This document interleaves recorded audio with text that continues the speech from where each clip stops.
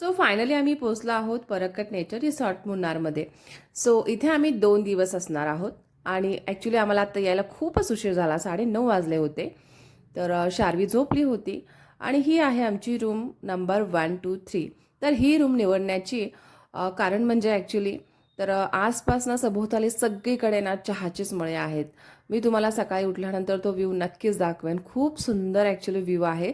त्यामुळे आम्ही ही room select केली आणि इथे आहे साईडलाच डाव्या साईडला वॉशरूम आहे. जिथे काही त्यांनी त्यांच्याचकडून टॉयलेटरी वस्तूसुद्धा ठेवलेल्या आहेत. जसं की शॅम्पू, मॉइश्चरायझर आणि फेस वॉश अशा काही गोष्टी त्यांनी ठेवलेल्या आहेत. आणि इथेच बाहेर आल्याच तुम्ही ही वॉर्डरोब बघू शकता, जिथे तुम्ही कपडे आणि बॅग्स ठेवू शकता.